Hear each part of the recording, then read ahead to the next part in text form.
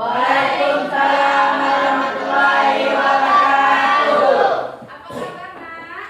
Alhamdulillah luar biasa. Allahu Akbar. Ya, alhamdulillah kita masih diberi kesehatan sehingga dapat bertemu pada hari ini. Baiklah, sebelum kita memulai pembelajaran, ada baiknya kita berdoa. Ketua kelas, tolong siapkan teman-temannya. Semua siap? Doa mulai.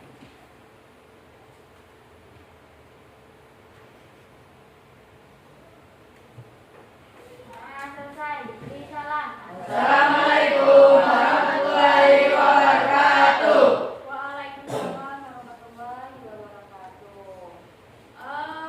Biasanya sebelum kita memasuki pembelajaran atau mulai pembelajaran, Ibu absen dulu. Nah, Adek, Dir. Zara, Aulia, Jessica, Lukman, Mahira. Mana Mahira?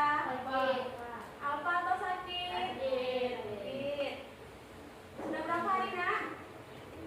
4 hari. Alif, Hadir. Najwa, Oke. Suhendra, Rizky, Tengku, Yesia, Ririn, Vicky, Firdaus, Fatin. Ya. Nah, ada beberapa teman kalian yang belum masuk. Kita doakan semoga cepat sembuh. Baiklah, Nak. Sebelum kita memulai pembelajaran, karena masih pagi, biar tidak ngantuk dan pembelajarannya fokus, kita ice breaking dulu. Oke?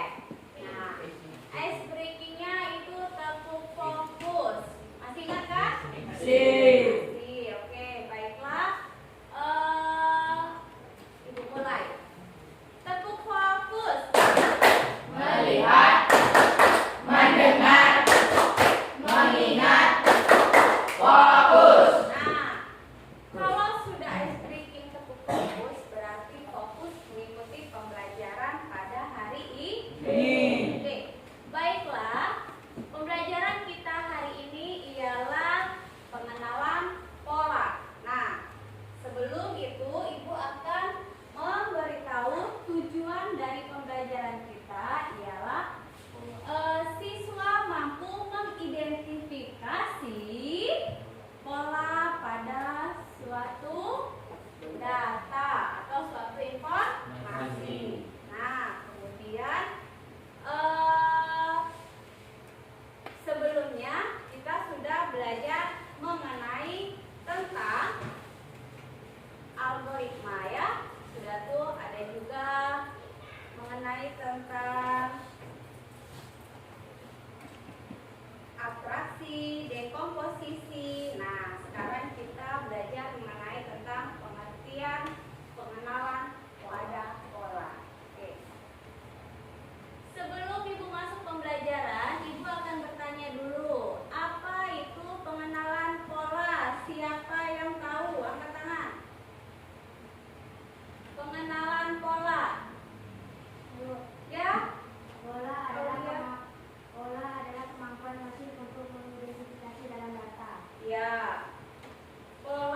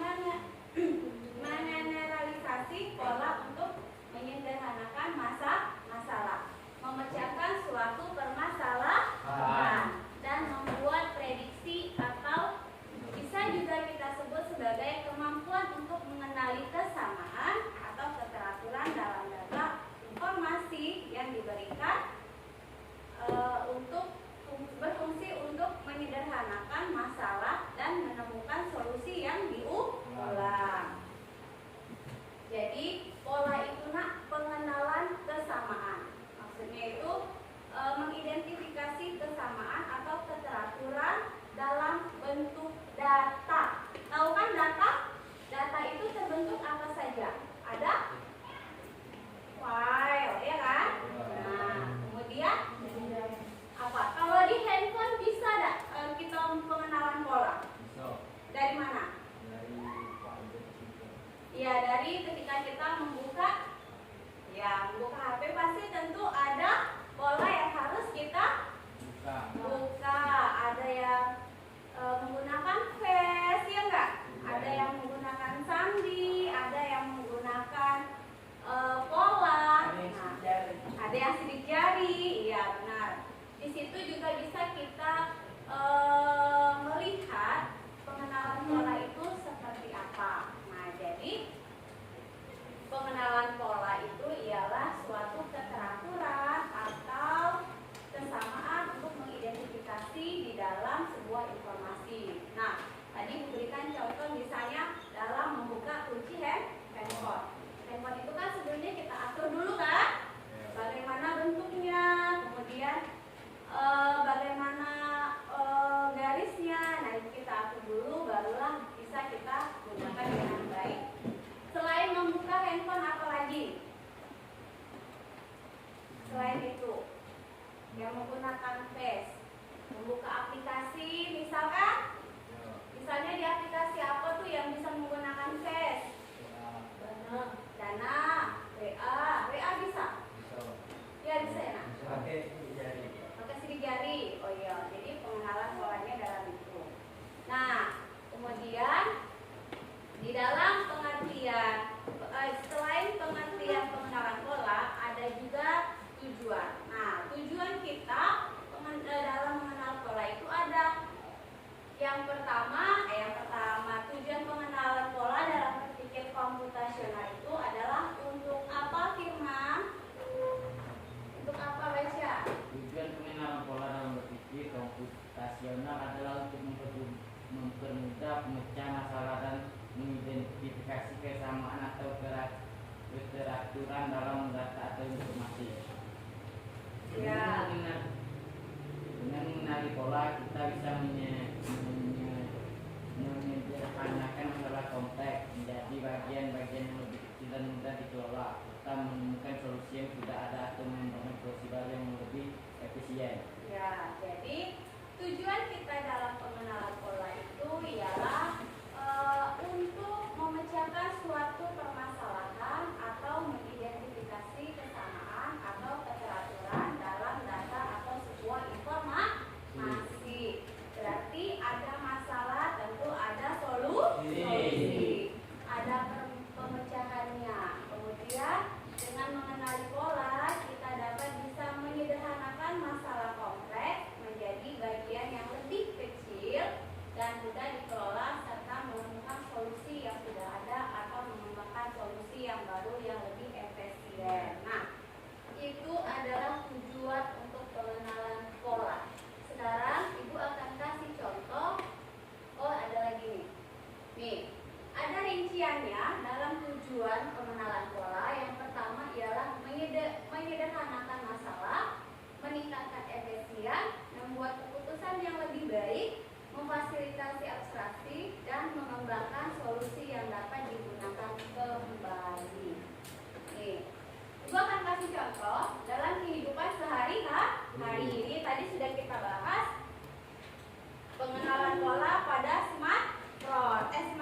smartphone kalian yang bisa mengenali wajah dan suara kalian, ya kan? Pada saat di aplikasi WA itu kan kita malas ngetik, jadi kita bisa menggunakan suara apa namanya? VS. Nah, atau kalau kita malas teleponan terus, kita bisa video call. Nah, ini pengenalan wajah dan suara kalian. Kemudian bisa melakukan transkripsi seperti mengubah suara menjadi teks tadi yang disebutkan pada WA ya. Itu kan bisa menggunakan suara. Kalau kita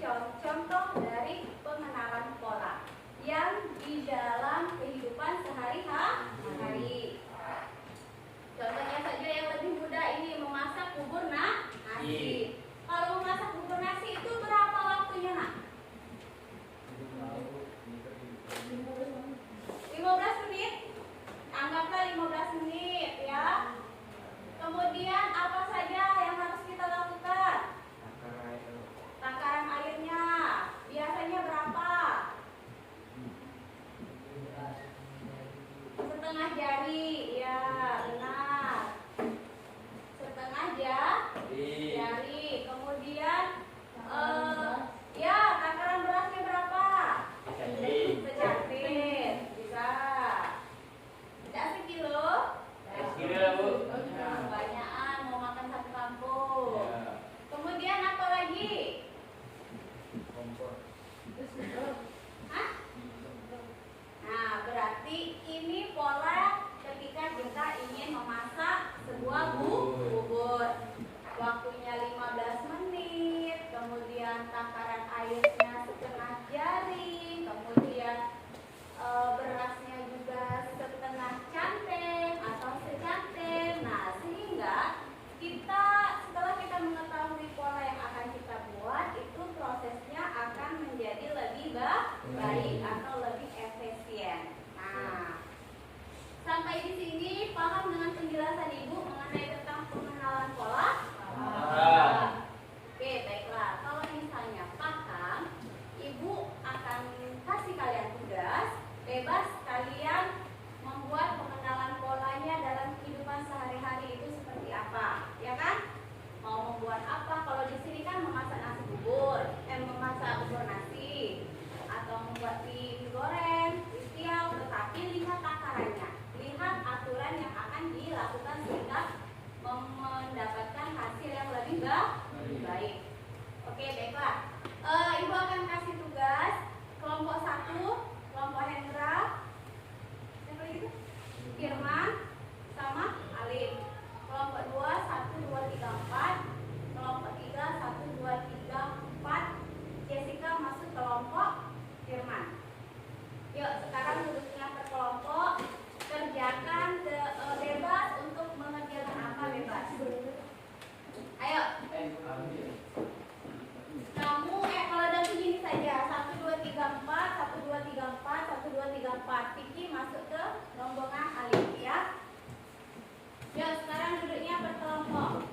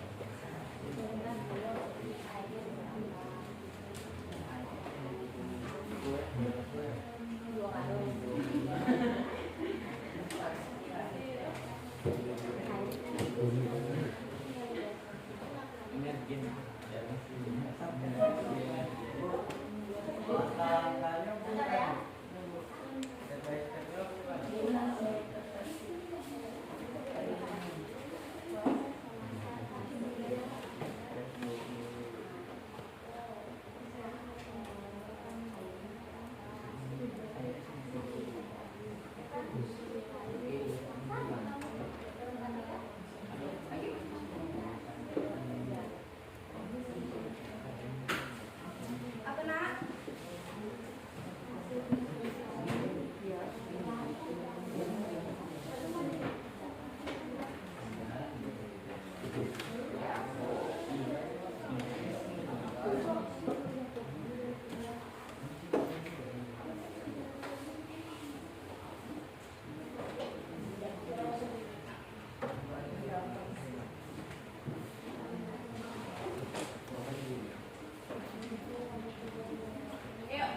itu ada contohnya nih.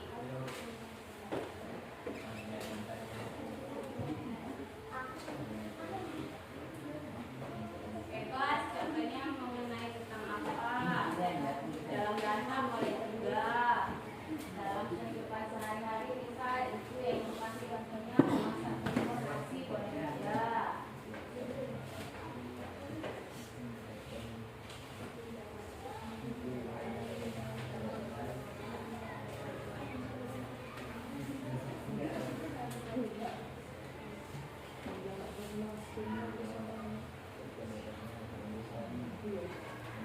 Sudah? Sudah, Nak? Lagi, oke.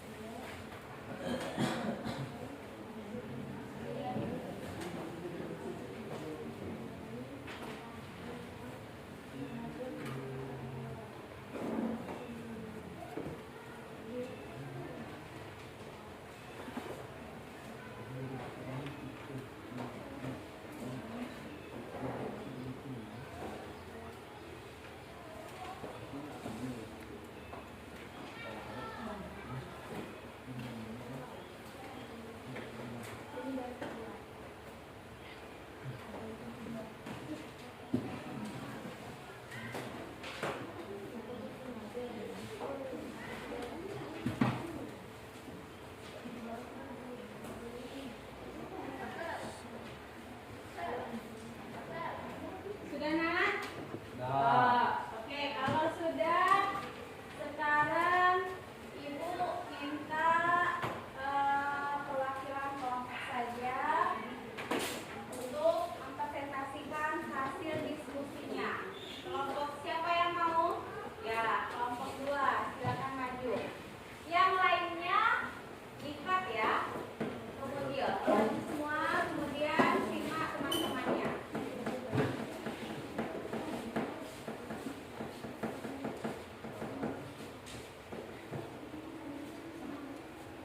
Ayo kelompok 2, perkenalkan diri dulu, Nak. Assalamualaikum warahmatullahi wabarakatuh. Waalaikumsalam warahmatullahi wabarakatuh. Kami dari kelompok 2 kami membacakan hasil diskusi kami tentang pengenalan pola membuat nasi goreng. Untuk membuat satu porsi nasi goreng kita membutuhkan waktu 10 menit. Nah, pola ini bisa kita lakukan kembali ketika kita akan membuat nasi goreng di lain waktu. Karena kita telah membuat nasi goreng, kita juga dapat membuat video goreng karena proses dan bumbunya hampir sama membuat nasi goreng. Dan video goreng memiliki pola yang hampir sama meskipun bahan dan dasarnya berbeda.